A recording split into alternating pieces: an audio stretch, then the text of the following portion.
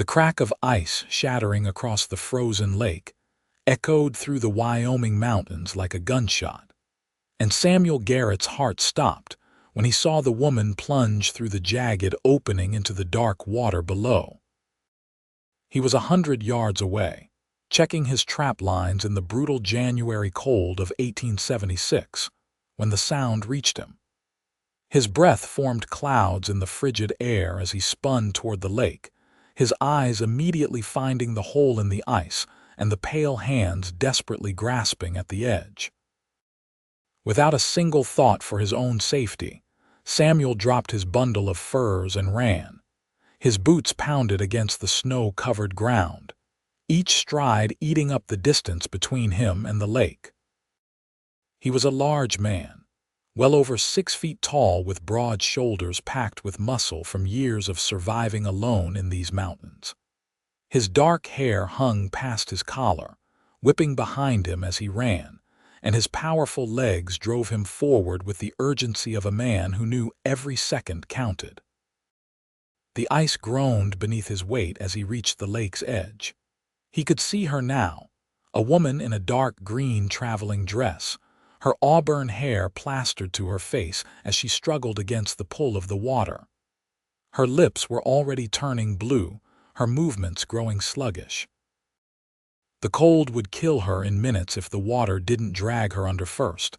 Samuel didn't hesitate. He threw himself flat on the ice, spreading his weight as he crawled toward the hole. The surface cracked beneath him, spider web patterns spreading in all directions, but he kept moving. When he reached the edge, he locked eyes with her. They were green, those eyes, bright with terror and fading consciousness. "Hold on," he commanded, his deep voice cutting through her panic. He thrust his arm into the water, gasping at the shocking cold that bit into his flesh like 1,000 needles. His fingers found her wrist and clamped down hard. "I've got you." She tried to speak, but her teeth were chattering too violently. Her other hand clawed at the ice, finding no purchase on the slick surface. Samuel could feel the water pulling at her, trying to drag her under the ice shelf where she would be lost forever. With a roar of effort, Samuel hauled backward, using every ounce of strength in his muscular frame to pull her from the water's grip. The ice groaned and cracked louder, and for a terrifying moment, he thought it would give way beneath them both. But years of hauling elk carcasses and wrestling mountain lions had built his body into something formidable. Inch by inch, he dragged her up onto the ice. Her body came free of the water with a rush, and Samuel didn't stop moving. He wrapped one powerful arm around her waist and rolled, spreading their weight across the ice as they moved away from the hole. The woman was limp against him, her body shaking violently from the cold. He could feel the water from her clothes soaking into his own coat, the wet fabric already beginning to freeze in the bitter air.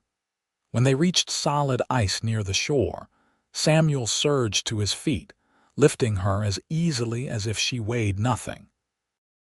Her head lolled against his chest, and he could hear her breathing in short, desperate gasps. Hypothermia was setting in fast. He had to get her warm, and he had to do it now. His cabin was a quarter-mile up the mountain, too far for her to walk in her condition. Samuel adjusted his grip on her, cradling her against his chest as he began to run. His muscles burned with the effort, his breath coming hard, but he didn't slow. The woman's life depended on his speed. The trees flew past in a blur of white and brown. Snow crunched beneath his boots as he navigated the familiar path by instinct alone. Behind him, somewhere on the ice, her belongings remained scattered, but Samuel couldn't spare them a thought. Material things could be replaced. A human life could not. When his cabin finally came into view, Samuel felt a surge of relief. It was a solid structure, built by his own hands from logs he had felled and trimmed himself. Smoke should have been rising from the chimney, but the fire had died while he was out checking his traps. He cursed under his breath as he kicked the door open and carried the woman inside. The cabin was cold, but not as cold as outside. Samuel laid the woman on the floor near the hearth and immediately set to work building a fire. His hands moved with practiced efficiency, arranging kindling and logs, striking his flint until sparks caught in the dried moss he kept for tinder. Within minutes, flames were licking at the wood, and he fed the fire until it roared to life. But the fire alone wouldn't be enough. The woman was still wearing her wet clothes, and the fabric was stealing what little heat remained in her body. Samuel turned back to her, his jaw set with determination. Her eyes were closed now, her lips a frightening shade of blue. She was unconscious, her body still racked with violent shivers. "I'm sorry," Samuel said quietly, though she couldn't hear him. "But these clothes will kill you if they stay on." His hands were gentle despite their size and strength. He worked quickly but carefully, unfastening the buttons of her dress with fingers still numb from the icy water. The fabric clung to her skin, frozen in places, and he had to peel it away. Beneath the dress, she wore a corset and petticoats, all soaked through. Samuel removed them all, keeping his eyes averted as much as possible, focused only on the task of saving her life. When she was free of the wet garments, he wrapped her in every blanket and fur he owned, creating a cocoon of warmth around her shivering form. Then he stripped off his own wet coat and shirt, hanging them near the fire to dry. His chest was bare, showing the hard plains of muscle earned from years of physical labor, crisscrossed with old scars from encounters with wildlife and the unforgiving wilderness. Samuel knew what had to be done next.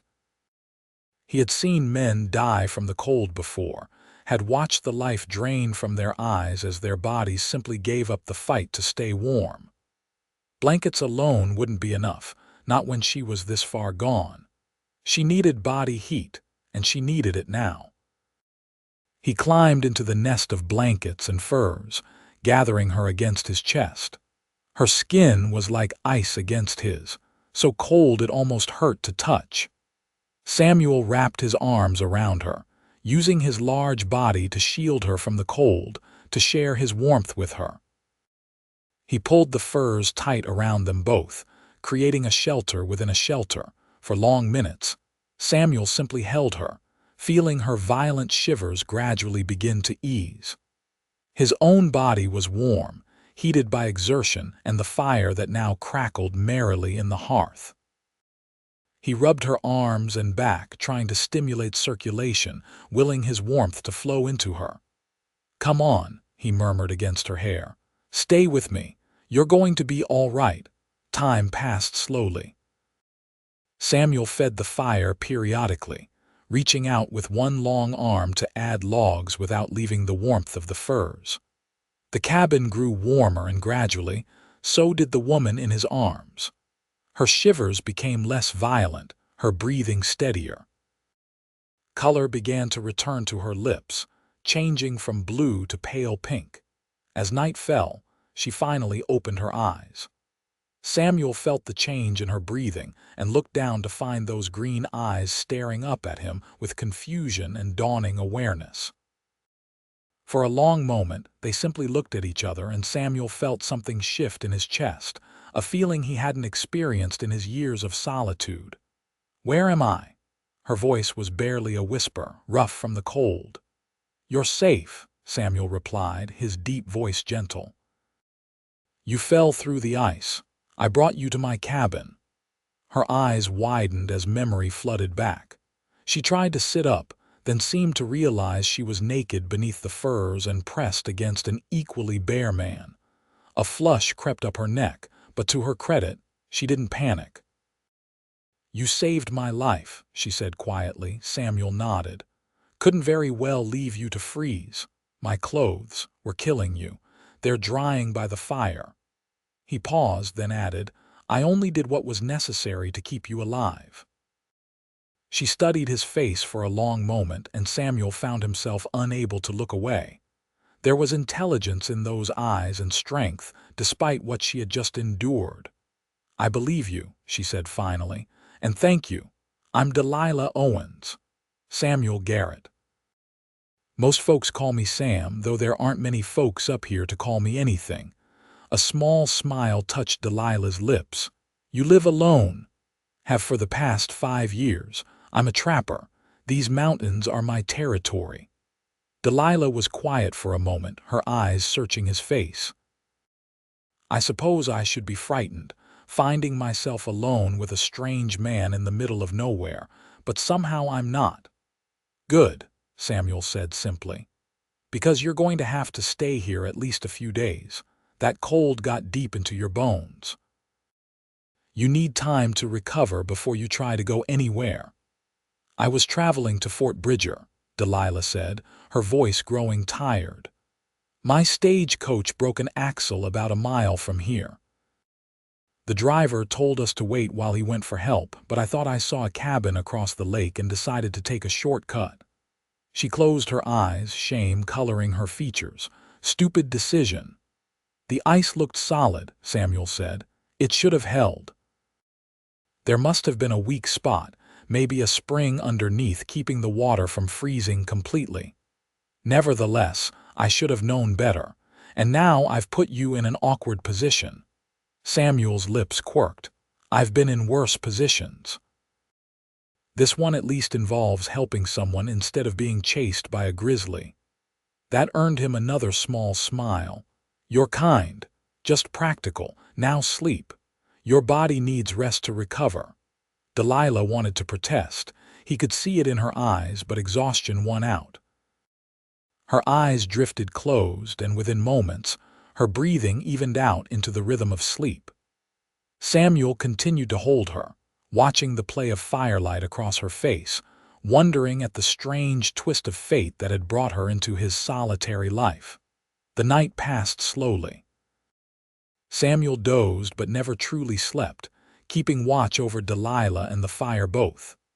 Several times she woke crying out, trapped in nightmares of cold water and darkness.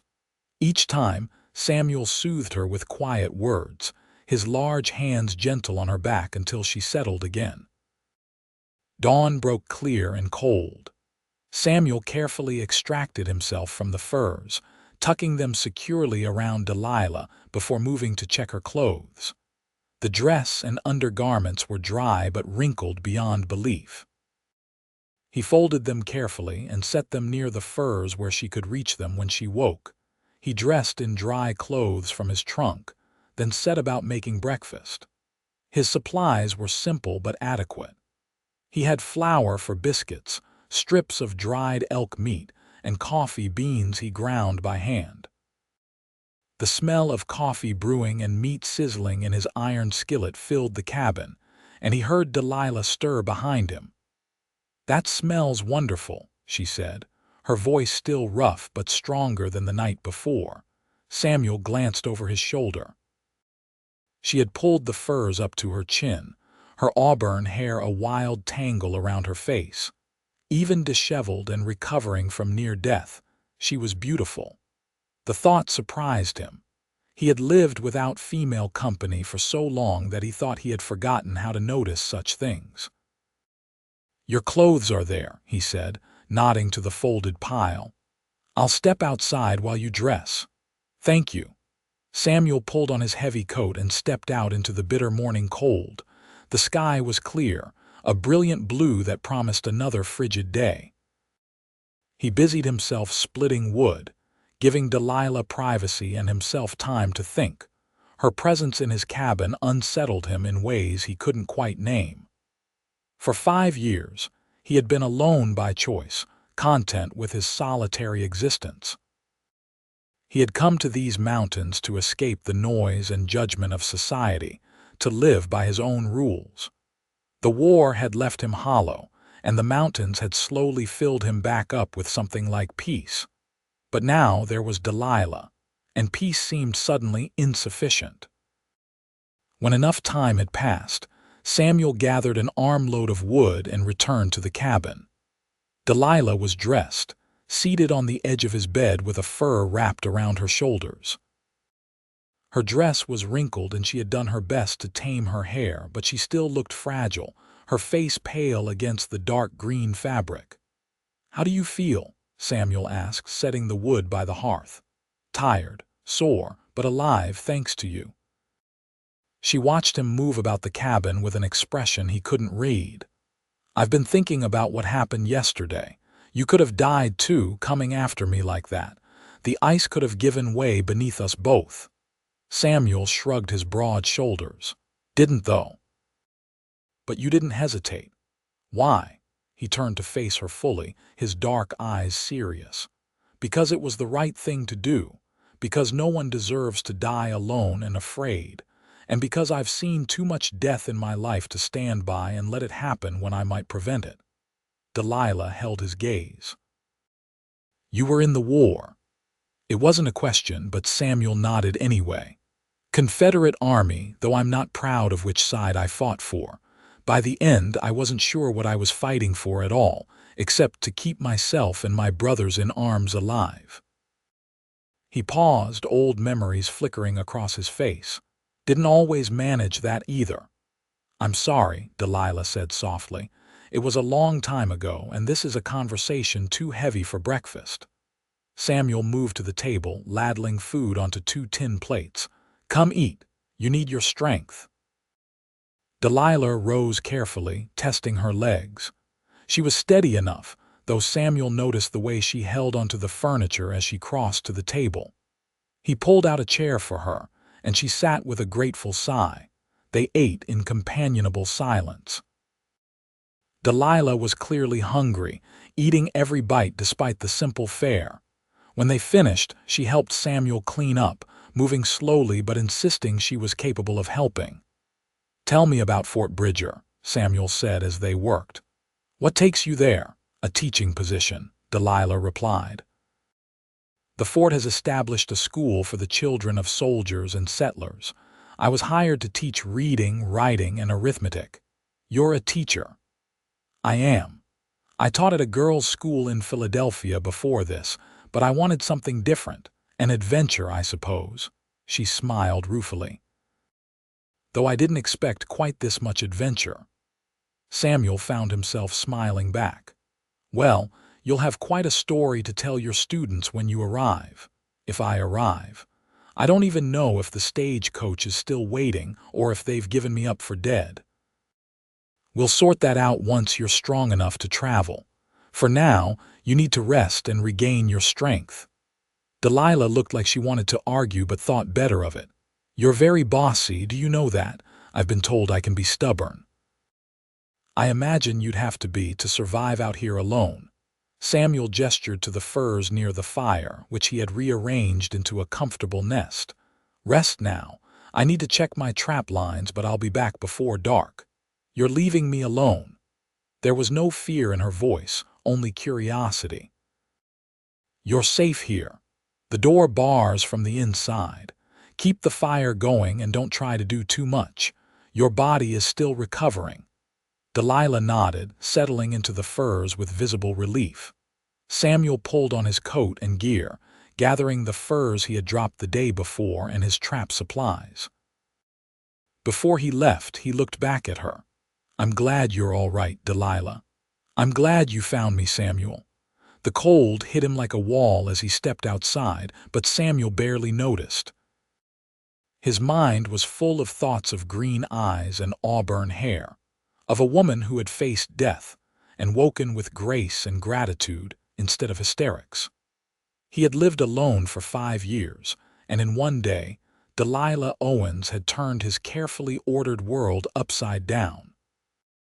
The trap lines yielded a good haul, 3 rabbits and a beaver, which Samuel skinned and dressed with practiced efficiency. His hands worked automatically while his mind wandered. He thought about Delilah's plans to teach at Fort Bridger, about how she would leave as soon as she was well enough to travel. The thought bothered him more than it should. By the time he returned to the cabin, the sun was sinking toward the western peaks, painting the snow in shades of pink and gold. Smoke rose from his chimney, and through the small window he could see firelight flickering. The sight stirred something warm in his chest, a feeling he hadn't experienced in years. It looked like a home instead of just a shelter. Delilah was awake, seated at his small table with a book open before her. She looked up when he entered, her face brightening with a smile that made Samuel's breath catch. "You have books," she said, gesturing to the small shelf he had built into one wall. "I didn't notice them last night, but I've been exploring today." "Can't spend every evening whittling," Samuel replied, hanging his coat and moving to store his fresh pelts. "Reading helps pass the winter nights. Shakespeare, Dickens, even some Thoreau. You're well read for a mountain man." Samuel felt heat rise in his neck. "My mother was a school teacher. She insisted all her children learn to read and appreciate literature. I might live in the wilderness, but that doesn't mean I have to be uncivilized." "I didn't mean to offend," Delilah said quickly. "I'm impressed, truly. Most of the men I've met wouldn't know Shakespeare from a seed catalog." "Then you've been meeting the wrong men." Their eyes met across the cabin, and something electric passed between them. Samuel looked away first, busying himself with preparing dinner. But he was acutely aware of Delilah watching him, of her presence filling the small space in a way that felt both foreign and completely right. They fell into an easy routine over the next few days. Samuel would rise early, build up the fire, and make breakfast while Delilah slept. She was recovering well, her strength returning more each day, but he insisted she rest as much as possible. During the day, he would work on his furs and equipment while she read or helped prepare meals. In the evenings, they would talk, and they talked about everything. Delilah told him about growing up in Philadelphia, the daughter of a doctor who had encouraged her education despite society's expectations. She spoke of her love for teaching, her desire to help shape young minds and give children the tools to create better lives for themselves. Samuel found himself sharing stories he hadn't told anyone in years, about his childhood in Virginia, his 3 brothers, and the farm they had grown up on. He told her about the war, though not the worst parts, and about how he had come west afterward because he couldn't bear to return to a home that had been burned to the ground. "Your family?" Delilah asked gently one evening as they sat near the fire. "My brothers all died in the war. My parents passed from fever before it even started. There's no one left." Delilah's hand found his, her fingers small and warm against his calloused palm. "I'm so sorry, Samuel." He looked down at their joined hands, marveling at how natural it felt. "It was a long time ago. I've made my peace with it." "Is that why you came here, to be alone?" "Partly. After the war, I couldn't stand being around people anymore. Everyone wanted to talk about the glory and honor of it all, but there was no glory. Just mud and blood and boys dying far from home." He paused, his thumb unconsciously stroking the back of her hand. "Up here, no one expects anything from me. No one judges me for the things I did or didn't do. I can just exist." "You don't strike me as a man who just exists," Delilah said softly. "You thrive here. This place suits you." Samuel met her eyes. "It did. But lately, I've been thinking that maybe I've been alone long enough." The air between them seemed to thicken. Delilah's cheeks flushed pink, and Samuel realized how close they were sitting, how easy it would be to lean forward and kiss her. But he held back, uncertain and afraid of ruining whatever this was growing between them. On the 4th day, Samuel returned from checking his traps to find Delilah standing outside the cabin, wrapped in one of his fur coats that dwarfed her small frame. She was looking out at the mountains, her face turned toward the winter sun. "You should be inside," Samuel said, though his tone held no real reproof. "I needed fresh air. I've been cooped up for days." She turned to him with a smile. "Besides, I'm feeling much better, almost back to normal." That was what Samuel had been dreading. If she was well, she would want to leave to continue her journey to Fort Bridger, and he would have to let her go, even though the thought of her leaving felt like a physical ache in his chest. "That's good," he made himself say. "We should probably make plans for getting you to the fort." Delilah's smile faltered. "Oh, yes, I suppose we should." They stood in awkward silence for a moment before Samuel cleared his throat. "I could take you myself. It's about a 2-day ride, but I know the trails. We'd be safe enough." "You would do that, of course. I'm not going to send you off alone." Delilah looked like she wanted to say something more, but instead she just nodded. "Thank you. You've been incredibly kind to me, Samuel. I don't know how I'll ever repay you. No repayment necessary.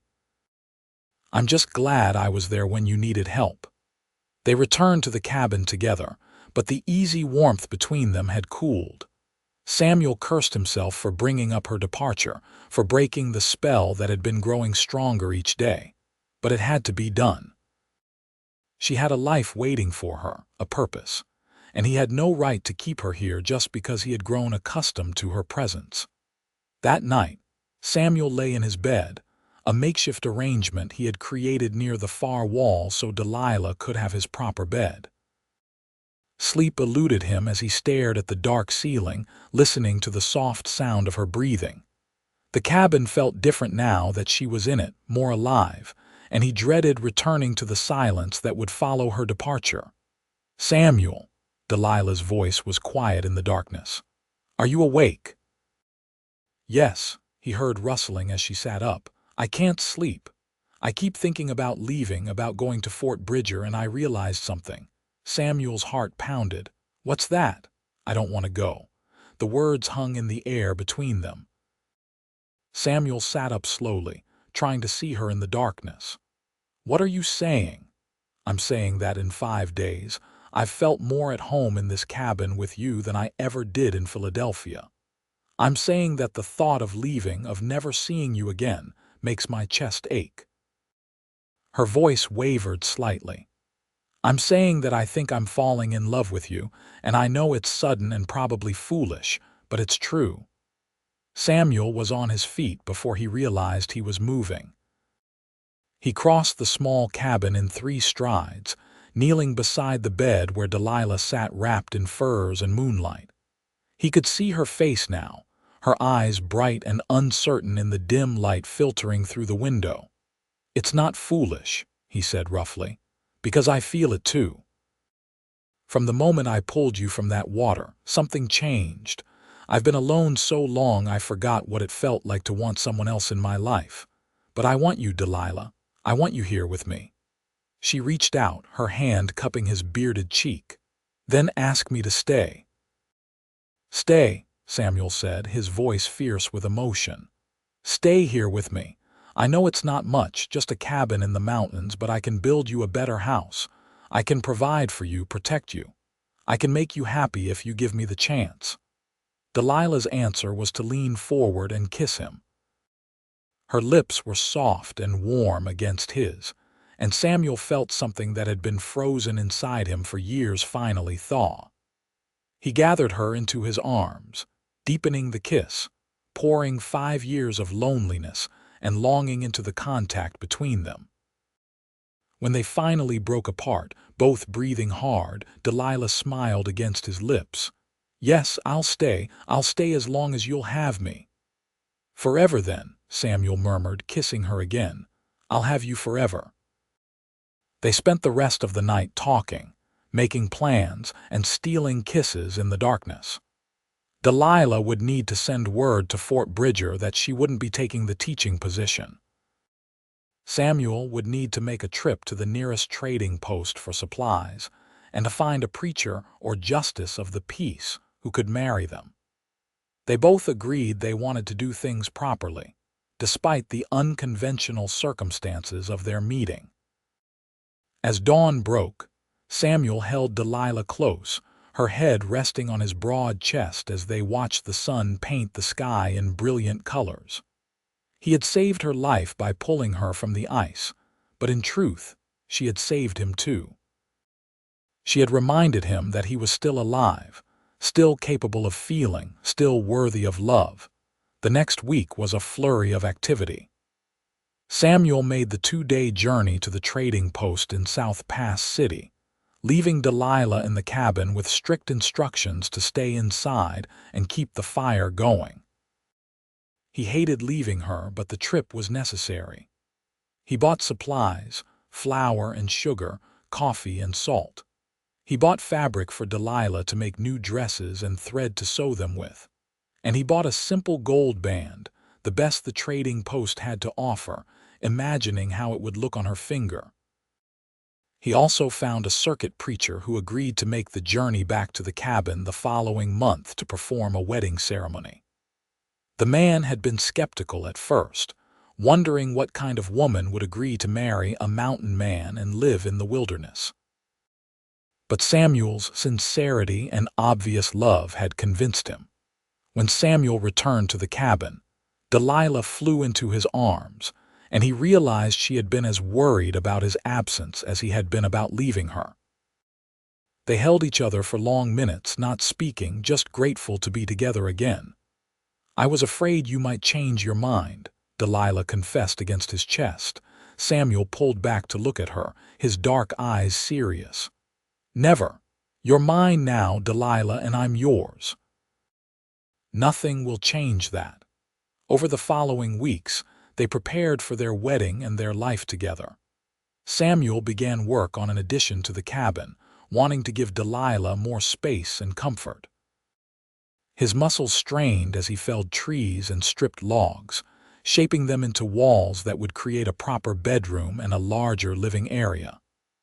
Delilah watched him work, admiring the play of muscles beneath his shirt, the way his hair fell into his eyes when he concentrated. She wasn't idle either. Using the fabric Samuel had bought, she sewed herself a simple but beautiful dress for the wedding, cream-colored with green trim that matched her eyes. She also made curtains for the windows and a proper tablecloth, small touches that made the cabin feel more like a home. In the evenings, she would read to Samuel from his books while he worked on smaller projects, carving furniture and making repairs to his equipment. They learned each other in those weeks, the small details that lovers discover. Samuel learned that Delilah hummed while she cooked, that she had a temper when something frustrated her, but that it passed quickly. He learned that she was strong, much stronger than her small frame suggested, both physically and mentally. Delilah learned that Samuel was gentle despite his size and strength, that he had a dry sense of humor that caught her off guard and made her laugh. She learned that he had nightmares sometimes, dreams of the war that left him shaking, and that her touch could soothe him back to sleep. The preacher arrived on a bright February morning, riding a sturdy horse and carrying his Bible in a worn leather satchel.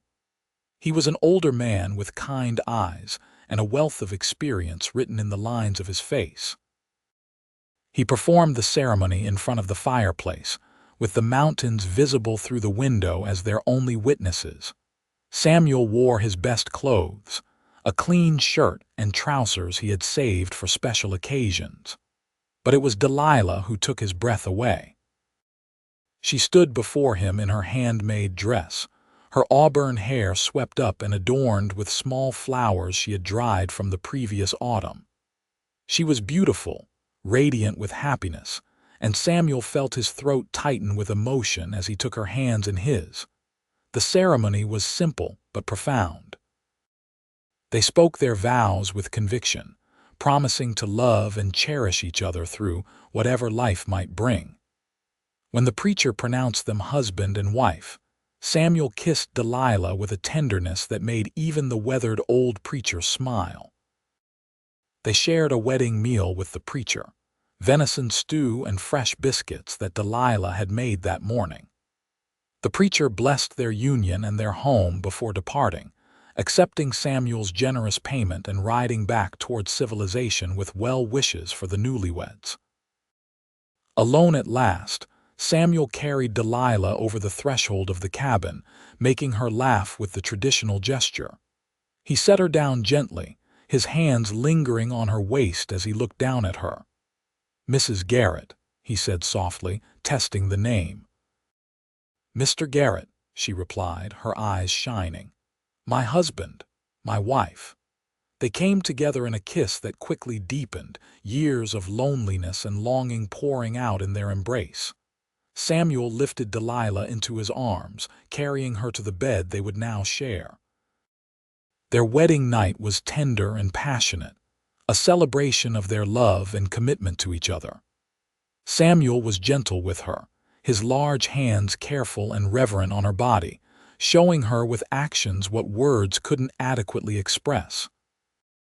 Afterward, they lay tangled together beneath the firs, Delilah's head on Samuel's chest as his fingers traced lazy patterns on her back.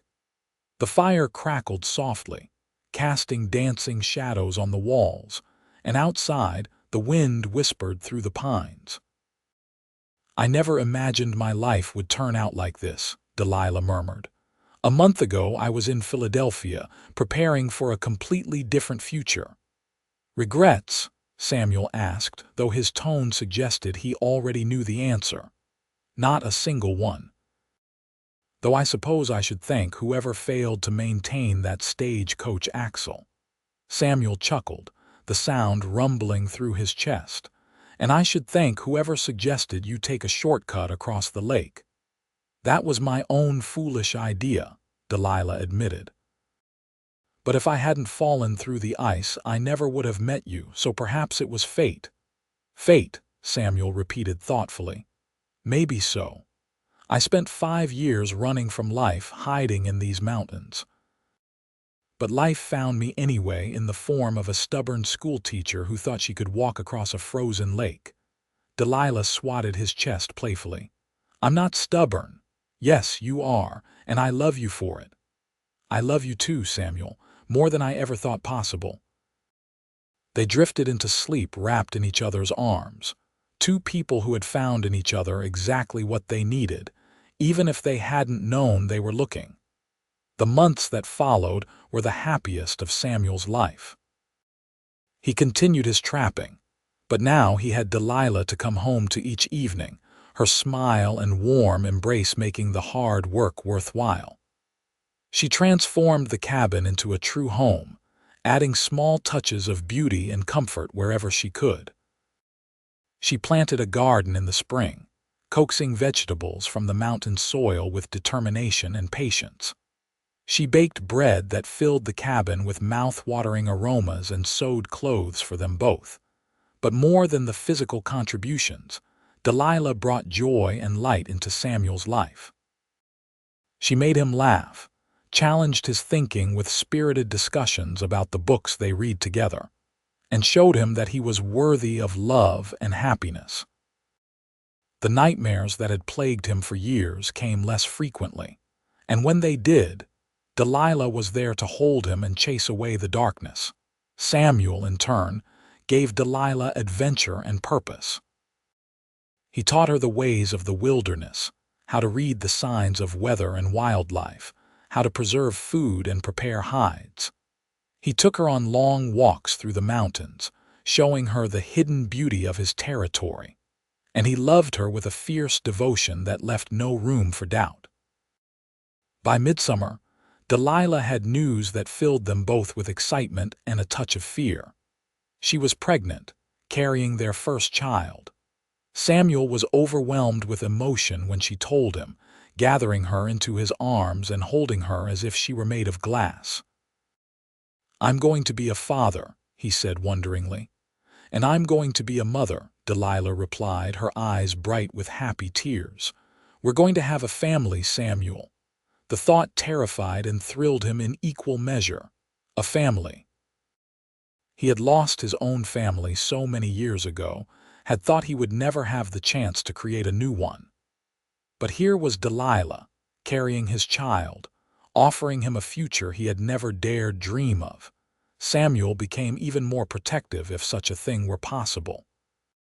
He insisted that Delilah rest more, take on fewer strenuous tasks. She tolerated his hovering with good humor, understanding that it came from love and worry rather than any desire to control her. As her belly swelled with their growing child, Samuel would spend evenings with his hand resting on the curve of it, feeling the baby move, talking to the child who would soon join them. He completed the addition to the cabin well before the baby was due, wanting everything perfect for his expanding family.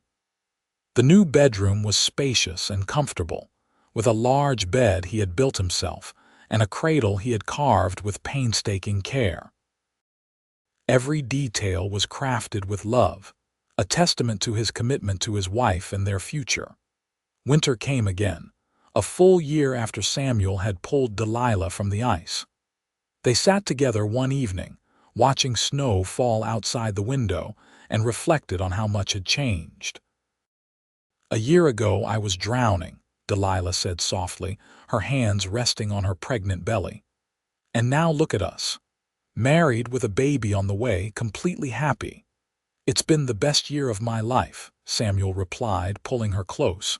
"You gave me a reason to live again, Delilah. You and this baby, you're everything to me. And you're everything to us." Their son was born on a cold January night, his first cries filling the cabin with new life. Samuel had ridden hard to fetch the midwife from the nearest settlement, a 2-day journey each way, and the woman had arrived just in time. She guided them through the birth with experienced hands while Samuel held Delilah's hand, giving her his strength when she needed it most. When the midwife finally placed the baby in his arms, Samuel felt something fundamental shift inside him. The tiny boy was perfect, with a shock of dark hair and eyes that would eventually turn the same deep brown as his father's. He was so small, so fragile, yet so undeniably real. "Samuel Jr.," Delilah said from the bed, exhausted but glowing. "What do you think?" "I think he's perfect," Samuel replied, his voice rough with emotion. "And I think calling him Samuel Jr. is too formal. How about just calling him Sam, little Sam?" Delilah agreed with a tired smile. "It suits him." Samuel carried the baby to the bed, carefully settling beside Delilah so they could both look at their son. He wrapped his arm around his wife, holding his entire world in his embrace. The baby yawned, a tiny movement that somehow contained all the wonder of new life. "I never thought I could be this happy," Samuel confessed. "After everything that happened, after all the loss, I didn't think I deserved something this good." "You deserve all of it," Delilah said firmly, leaning her head against his shoulder. "You're a good man, Samuel Garrett. The best man I've ever known. That's because you make me want to be better. You and Sam, you're my purpose now." They sat like that for a long time, a family complete and perfect in their small cabin in the Wyoming mountains. Outside, the wind howled and snow fell, but inside they were warm and safe and completely content. The years passed in a blur of happiness and hard work. Little Sam grew quickly, becoming a curious and adventurous boy who idolized his father. Samuel taught him everything: how to track animals, how to fish in the mountain streams, how to respect the wilderness and survive in it. The boy soaked up knowledge like a sponge, following his father everywhere with wide eyes and endless questions. Delilah resumed teaching, not in a formal school but with Sam and later with his siblings. 2 years after Sam's birth, a daughter arrived whom they named Dorothy. She had her mother's green eyes and auburn hair, and she wrapped Samuel around her tiny finger from the moment she was born. Another son followed 2 years later, whom they named James after Samuel's youngest brother who had died in the war. The cabin grew even larger as Samuel added more rooms to accommodate their expanding family. What had started as a simple one-room shelter had become a proper house, comfortable and filled with love. Neighbors were few and far between, but over the years, other families had settled in the area, drawn by the same desire for freedom and space that had brought Samuel to the mountains. Samuel's reputation grew as well. He was known as a fair man, strong and capable, someone you could depend on in an emergency. More than once, he had ridden out to help a neighbor in trouble, his size and strength making him ideal for difficult tasks. Delilah became known for her kindness and learning, teaching not just her own children but occasionally helping other families with their children's education. On their 10th anniversary, Samuel and Delilah stood on the porch of their home, watching their children play in the yard. Sam was 12 now, tall for his age and already showing the broad shoulders he would inherit from his father. Dorothy was 8, graceful and clever, helping her younger brother James build a fort from fallen branches. "Can you believe it's been 10 years?" Delilah asked, leaning against Samuel's solid frame. "Sometimes it feels like yesterday I pulled you from that lake. Other times it feels like you've always been here." "I have always been here," Delilah replied. "I just didn't know it until I fell through the ice." Samuel turned to face her, his hands gentle on her shoulders. At 42, he was graying at the temples, his face lined by sun and wind, but his dark eyes still held the same intensity they had that first day. "I think about it sometimes, you know. What my life would be like if I hadn't been checking my trap lines that day, if I'd been even a few minutes later. But you weren't late. You were exactly where you needed to be when you needed to be there." "Divine providence," Samuel said with a smile, "or fate, or just dumb luck. Does it matter? We found each other and that's all that counts." Samuel pulled her close, kissing the top of her head. "I love you, Delilah Garrett, more today than I did yesterday and less than I will tomorrow. That's poetic for a mountain man. I learned from the best." They stood together, watching their children and the sun setting behind the peaks, painting the sky in brilliant shades of orange and gold. The life they had built together was not easy. The wilderness never allowed for easy living, but it was good and it was theirs. That night, after the children were asleep, Samuel and Delilah sat by the fire as they had done countless times before. But this time, Samuel pulled out a journal he had been keeping, pages filled with his careful handwriting. "What's this?" Delilah asked curiously. "Our story," Samuel replied. "I've been writing it down. Everything that happened from the day I pulled you from the ice until now. I want the children to have it someday, to understand how their parents came together. To know that good things can come from desperate moments, and that love is worth any risk." Delilah's eyes filled with tears as she took the journal, carefully turning the pages and reading his words. He had captured it all, the fear and cold of that first day, the growing awareness between them, the decision to build a life together. His prose was simple but heartfelt, every word infused with the love he felt. "This is beautiful," she whispered. "You've given us a legacy, Samuel, something the children and their children can treasure. It's the least I can do. You gave me everything, Delilah. A home, a family, a reason to wake up each morning with joy instead of just obligation. This journal, these words, they're my way of making sure no one ever forgets what a miracle you are." They made love that night with the passion and tenderness of longtime lovers, their bodies fitting together perfectly after years of practice. And afterward, as they lay tangled together in the darkness, Samuel thought about how strange and wonderful life could be. He had come to these mountains to be alone, to escape from humanity and all its complications. But humanity had found him anyway in the form of Delilah, and instead of being a burden, she had been a blessing beyond measure. The years continued their steady march forward. Sam grew into a young man, strong and capable like his father, but with his mother's quick mind and love of learning.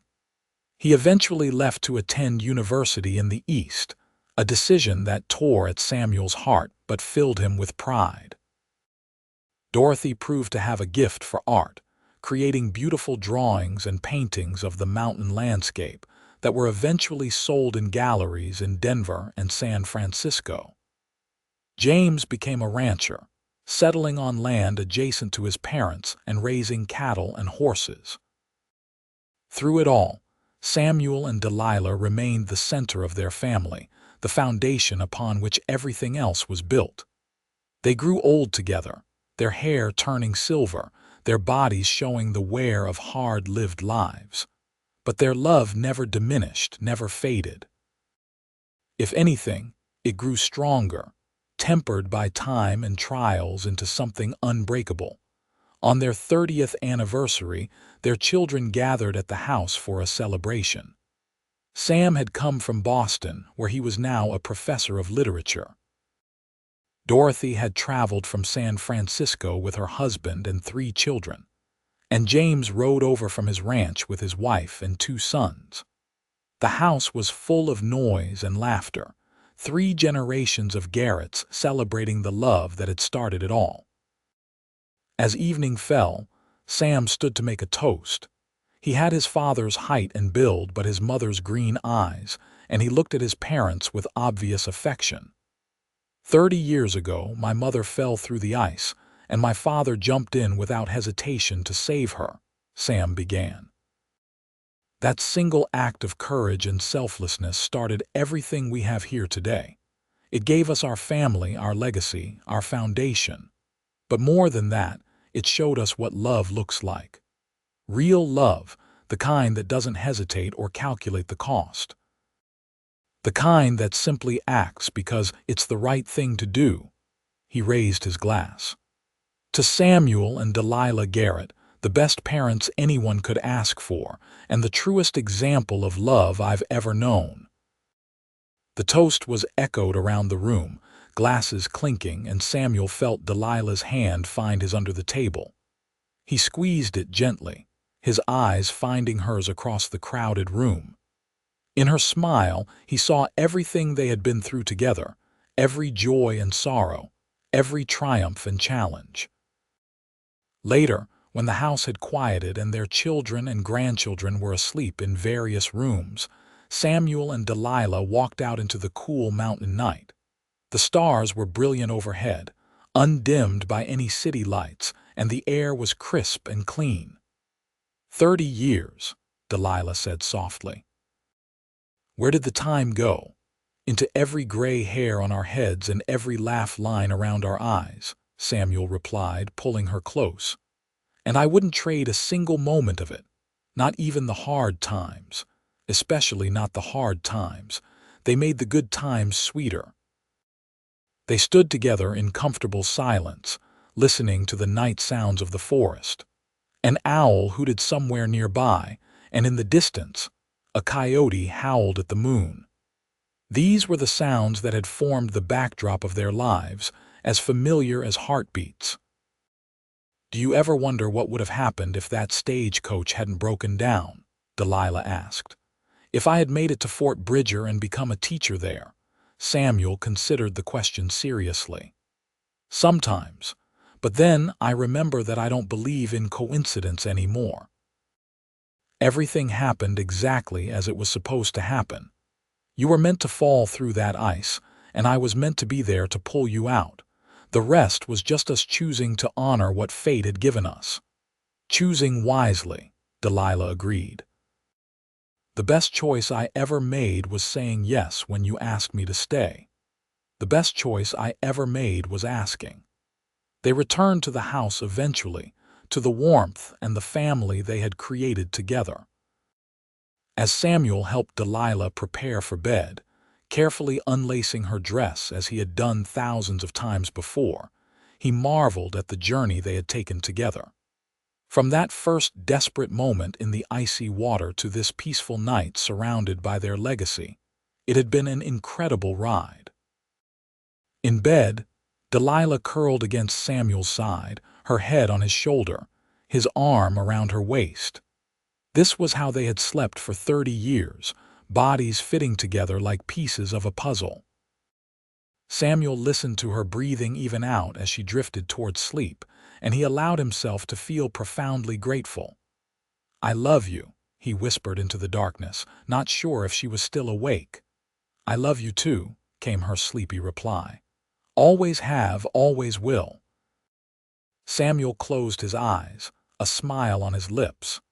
Tomorrow would bring new challenges, new joys, new moments to treasure. But tonight, he had everything he needed right here in his arms. The years marched on as years do. Samuel and Delilah continued their life in the mountains, slowing down as age demanded, but never losing the essential spark that had brought them together. Their children visited regularly, bringing grandchildren who filled the house with youthful energy. Samuel taught his grandchildren the same wilderness skills he had taught his own children, while Delilah read to them and taught them their letters. When Samuel was 65, a young couple traveling through the area found themselves in trouble, their wagon broken down miles from anywhere. Samuel heard about their plight from a neighbor and immediately rode out to help, despite Delilah's concerned protests. He found them, a frightened man and his pregnant wife, stranded in the cold. Samuel fixed their wagon, gave them supplies, and refused to accept payment. As he worked, he couldn't help but remember another young couple who had started their life together in difficult circumstances. When the husband thanked him profusely, Samuel just smiled.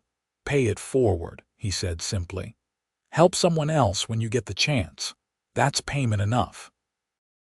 The man looked confused, but his wife seemed to understand.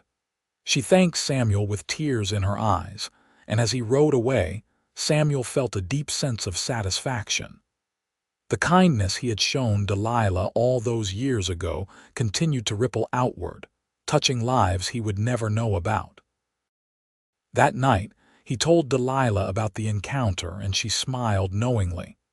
"You're still that man who dove into the ice without thinking, aren't you? Still jumping in to save people." "I learned from the best," Samuel replied. "You saved me just as much as I saved you, remember?" "I remember everything." And she did. Her mind remained sharp even as her body grew more fragile. She could recall every detail of their life together, every moment that mattered. She would tell the grandchildren stories of their courtship, of building their life in the wilderness, embellishing some details and downplaying others, but always capturing the essential truth that they had loved each other deeply and completely. When Samuel turned 70, the family gathered again for a grand celebration. All 3 children were there with their families, and the house overflowed with people.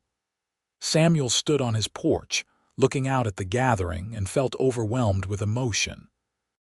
This was his legacy. All these people who existed because he had chosen to dive into that icy lake 37 years ago. Delilah appeared at his side, still beautiful to him despite the years that had passed. Her auburn hair was now silver, her face lined with age, but her green eyes sparkled with the same intelligence and warmth they always had. "Quite a crowd," she observed.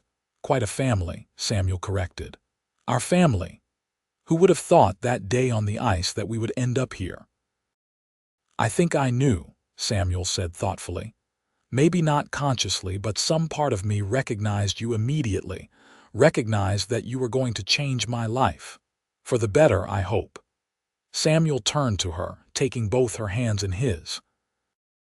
Even now, especially now, he needed her to understand how much she meant to him.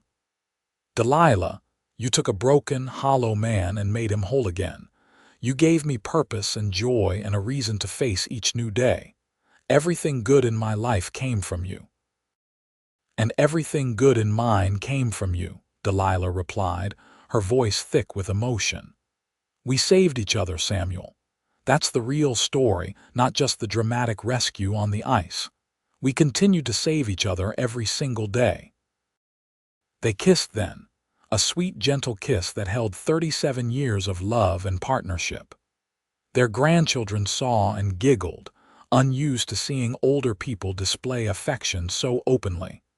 But Samuel and Delilah didn't care. They had never hidden their love, never been ashamed of the depth of feeling between them. The celebration lasted late into the night, filled with food and music and laughter.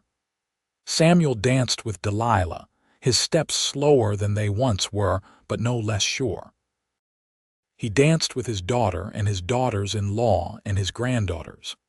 He listened to his sons and sons-in-law talk about their work, offering advice when asked, but mostly just enjoying their company. As the evening wound down and families began preparing for bed, finding spaces throughout the house to sleep, Samuel found himself alone on the porch again. The stars were bright overhead, and the cool mountain air felt good on his flushed face. Sam, his eldest son, joined him after a moment. At 47, Sam was now older than Samuel had been when they first met, and the realization made Samuel feel the weight of years. "It's a good life you built here, Dad," Sam said quietly. "Your mother and I built it together," Samuel corrected. "I just provided the muscle. She provided everything else.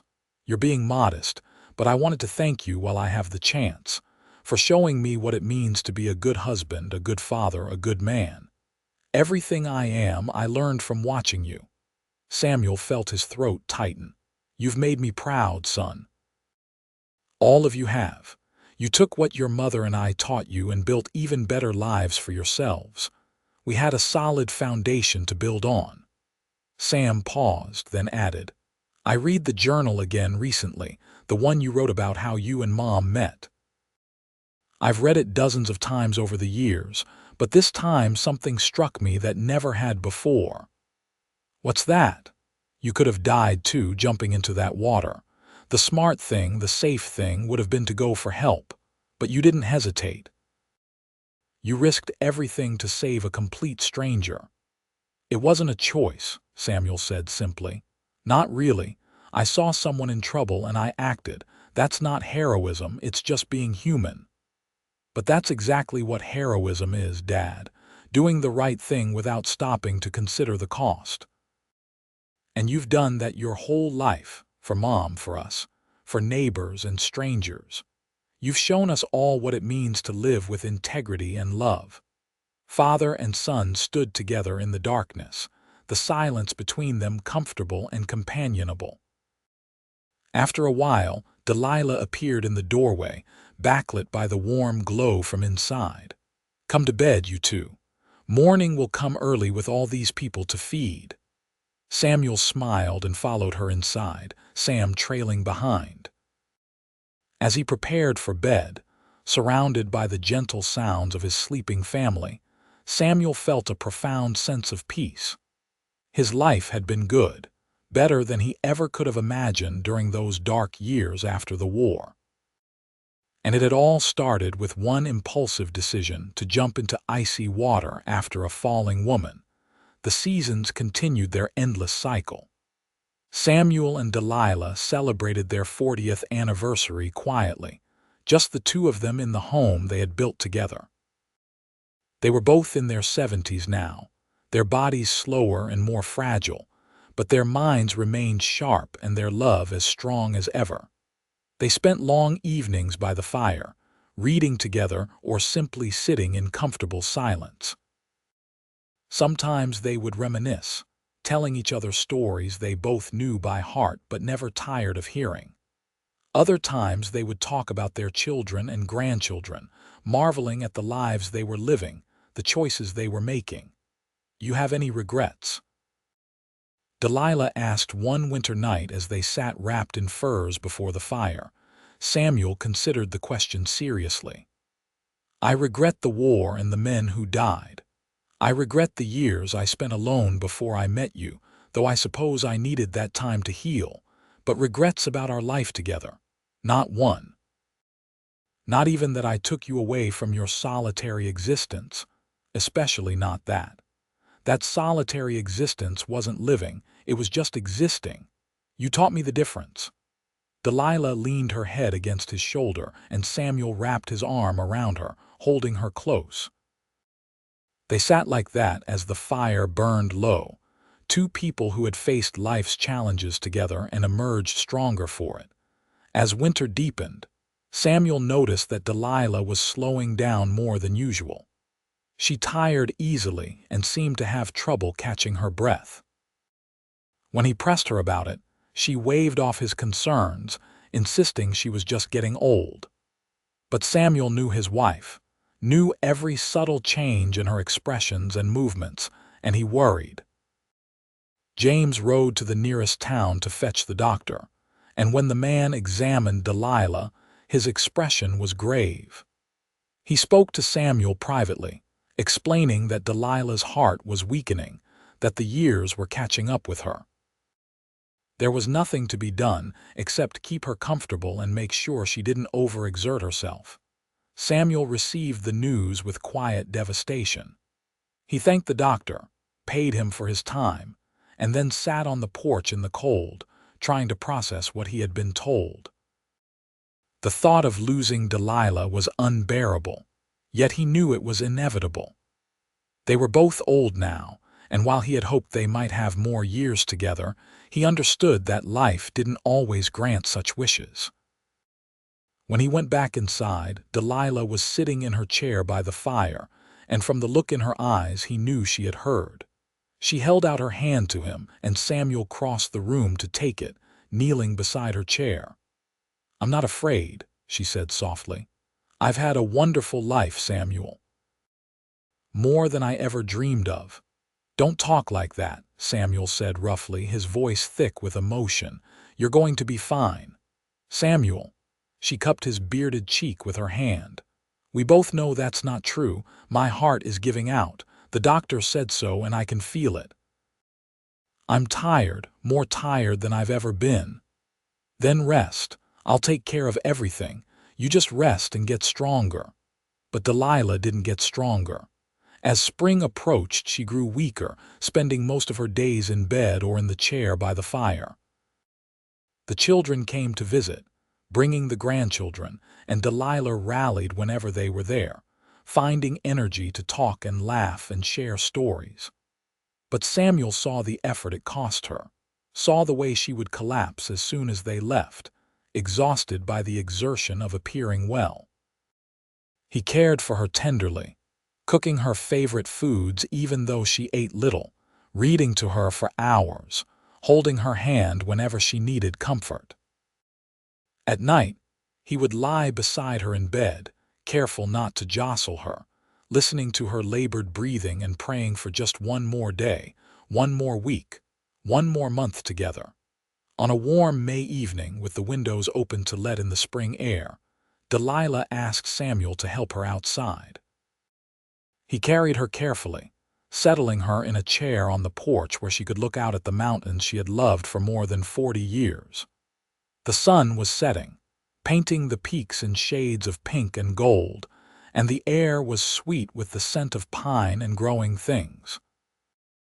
They sat together in silence for a long while, Samuel holding her hand, both of them watching the spectacular display of color as day surrendered to night.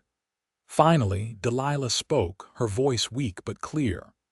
"Thank you, Samuel, for everything, for saving me that day on the ice, for asking me to stay, for giving me this beautiful life." "You don't need to thank me," Samuel said, his throat tight. "You gave me just as much, more even. We gave each other everything we had, and it was enough, more than enough." She turned to look at him, her green eyes still bright despite her failing body. "Promise me something, anything. Promise me you won't stop living when I'm gone. Keep reading, keep helping neighbors, keep spending time with the children and grandchildren. Don't go back to being that lonely man in the mountains. Delilah, promise me, Samuel." He wanted to refuse, wanted to tell her that he couldn't imagine life without her, but he saw the pleading in her eyes and knew she needed this reassurance. "I promise. I'll keep living." "Good," she smiled, a shadow of her former radiant smile but still beautiful to him. "I love you, Samuel Garrett. I have from the moment you pulled me from that water, and I will love you beyond my last breath." "I love you too," Samuel whispered, his voice breaking. "More than I have words to say." They sat together as the stars emerged one by one in the darkening sky. Delilah's breathing became more labored, and Samuel could feel her slipping away. He gathered her into his arms, holding her close, wanting her to feel safe and loved in her final moments. "Tell me the story," she whispered. "Tell me how we met." And so Samuel did, his deep voice quiet in the night air. He told her about seeing her fall through the ice, about diving in without hesitation, about pulling her to safety. He told her about those first days in the cabin, about falling in love, about their wedding and the life they had built together. As he spoke, Delilah's breathing grew quieter, more peaceful. She smiled against his chest, her hand resting over his heart. And when Samuel finished the story, when he spoke the words, "and they lived happily ever after," he realized she was gone. She had slipped away peacefully, held in the arms of the man she loved, listening to the story of their love. It was, Samuel thought through his tears, exactly the kind of gentle ending Delilah deserved. The funeral was held on a beautiful spring day with all 3 children and their families present. They buried Delilah on a hill overlooking the valley, with a view of the mountains she had loved. Samuel stood at the grave long after everyone else had left, his large frame shaking with silent sobs, grieving the loss of his other half. The weeks that followed were the hardest of Samuel's life, harder even than the war or the years of solitude before Delilah. The cabin felt empty without her, and he found himself talking to her anyway, continuing conversations as if she were still there. He kept his promise, though. He didn't retreat into isolation. He visited with his children, spent time with his grandchildren, and helped neighbors when they needed assistance. But the joy had gone out of life. Samuel went through the motions of living without truly feeling alive, and his children worried about him. Sam suggested his father come live with him in Boston, but Samuel refused. This was his home, the place he had shared with Delilah, and he wouldn't leave it. 1 year after Delilah's death, on the anniversary of the day they met, Samuel walked down to the lake where he had pulled her from the ice. The lake was beautiful in early January, frozen solid and covered in pristine snow. Samuel stood at the spot where she had fallen through, remembering that desperate moment of fear and determination. "I miss you," he said aloud, his breath forming clouds in the cold air. "Every single day I miss you." The wind whispered through the pines, and for just a moment Samuel could have sworn he heard her voice carried on it, telling him she loved him, that she was at peace, that they would be together again someday. He stood there for a long time, remembering, grieving, and finally beginning to heal. Delilah wouldn't want him to spend the rest of his days in sorrow. She would want him to find joy again, to appreciate the beauty of the life they had built together rather than only mourning its end. Samuel lived for another 5 years after Delilah's death. He was there when his first great-grandchild was born, a girl whom his granddaughter named Delilah in honor of her great-grandmother. He taught his grandson James's boys how to track and hunt, passing down the skills that had sustained him for so many years. He attended Sam's retirement from the university and celebrated Dorothy's successful art exhibition in Chicago. Through it all, he carried Delilah with him in his heart. He would talk to her portrait, which hung over the fireplace, telling her about the children and grandchildren, about the changes in the world, about his day. And sometimes, in the quiet moments before sleep, he would feel her presence so strongly that he could almost believe she was still lying beside him. When Samuel finally passed away in his sleep at the age of 78, his children found him with a peaceful expression on his weathered face, one hand outstretched as if reaching for someone. They buried him beside Delilah on the hill overlooking the valley, and at his funeral, Sam read from the journal his father had written so many years ago. "This is a love story," Sam began, his voice steady despite his grief. "The story of two people who found each other in the most unlikely of circumstances and built a life together that lasted 42 years. My father wrote that he saved my mother's life when he pulled her from the ice, but in truth, they saved each other. They showed us all what love looks like when it's real and true and lasting."